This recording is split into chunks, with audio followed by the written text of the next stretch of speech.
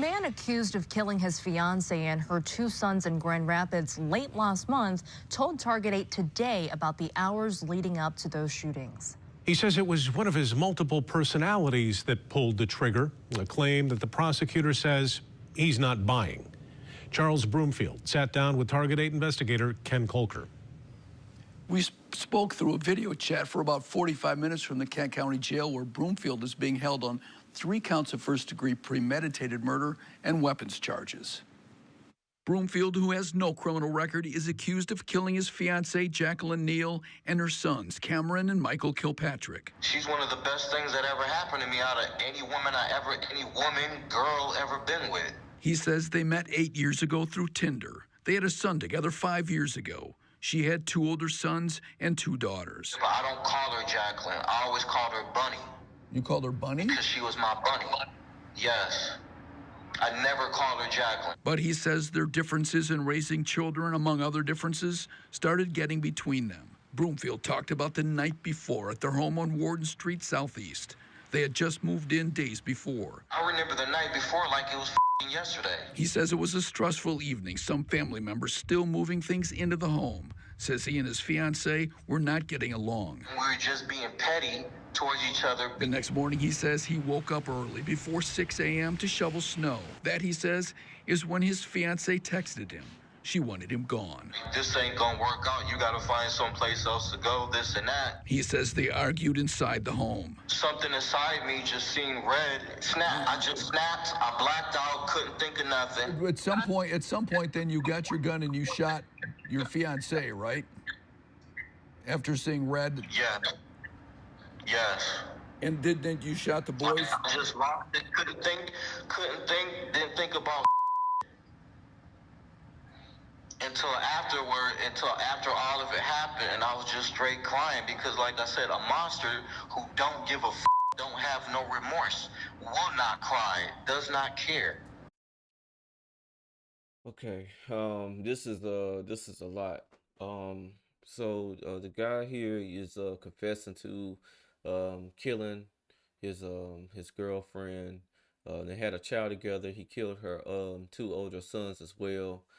He said that he has split personality, and the other personality is what caused him to do this. He said he seen red, he blacked out and just did it. So they've had arguments over child raising and things of that nature, and he said they met 8 years ago on Tinder. Man, it's just ever increasingly fact. Don't meet people on these dating apps, man. Because I mean, you may have some success stories, but you're gonna have a lot of horror stories when it comes to this. And it seems like she already had children, and he stepped into these other kids' lives, and now it's at the point where it just didn't end well.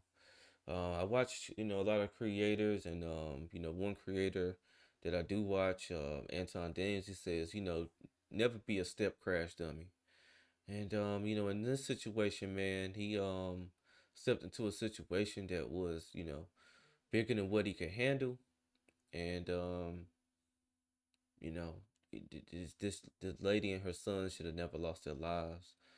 She was basically trying to find her out. As I was saying in the other video, as far as domestic violence, you have to find an out. And so they had just moved into a home together.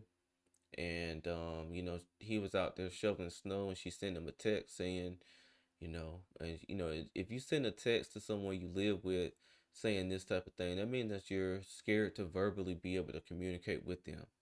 And it should never be like that in a relationship, because communication is going to play big as far as making the relationship last and work. And if every time you go to communicate, you're getting into an argument, it's just not going to work. So it looked like she was trying to find her out, and unfortunately, it didn't work in her favor.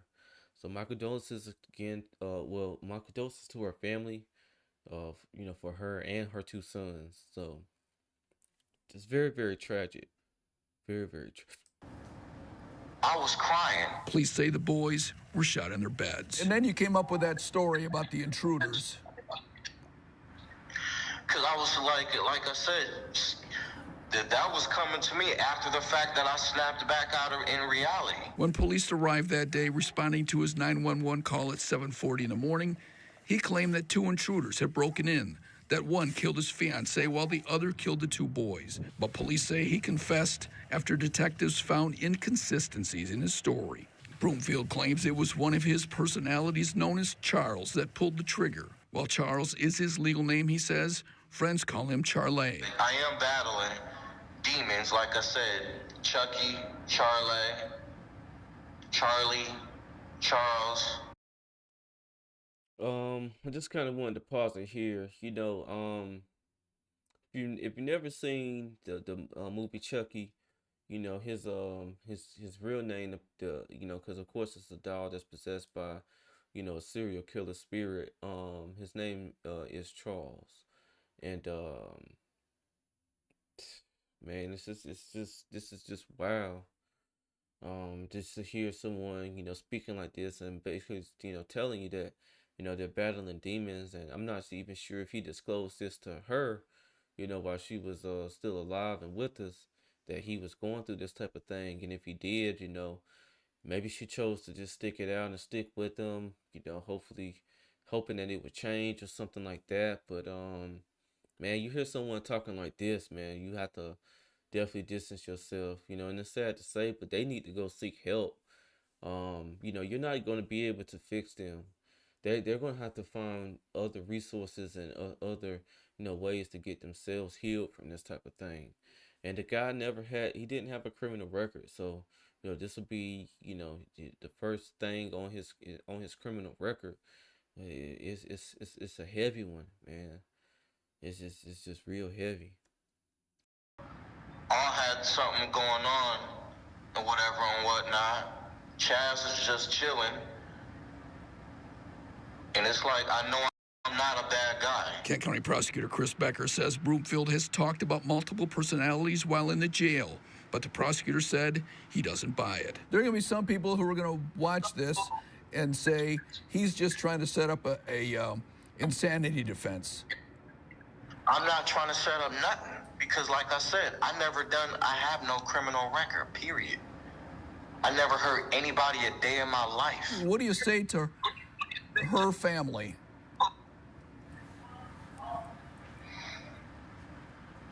Basically,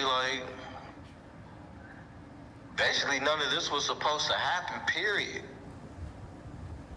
And I'm sorry to all of them. We reached out to the victim's family, but they declined an interview. A memorial service for Jacqueline Neal and her sons will be held at 11:30 Saturday morning at Remembrance Church. Man, this is a real crazy one right here. Um, I'm kind of 50-50 on him even sounding remorseful for it. Of course, he's already, admitted to, doing it and things like that, but just a statement to the family, is basically saying, this wasn't supposed to happen. Like, that was all your decision. You decided to go get your gun and do these egregious things to this mother and her 2 kids, and knowing she still has 2 other daughters, and then your child, that's a lot, man. As far as them losing their mother, and now they've lost. Now the little girl or little boy that you've had with her has also lost his father, his or her father. So yeah, this one is crazy, man. Like, people get into situations just looking for love, and sometimes they just find their demise, in the disguise of love. So, you know, again, I do these stories to kind of put a spotlight on things, and just to try to give people who may be in this type of situation or may know someone in this situation, a look at someone else's situation and how it played out, and maybe they can, talk some sense into them, show them this clip or show them this video, and maybe it'll help them make a decision to get away from the person who they're dealing with, who just isn't completely right. But if there's any more news as far as this when it comes out, I'll definitely return to it and do a reaction to it. But yeah, this is a very heavy one. Again, my condolences to the family of, the three that lost their lives. And, if you're in a situation like this,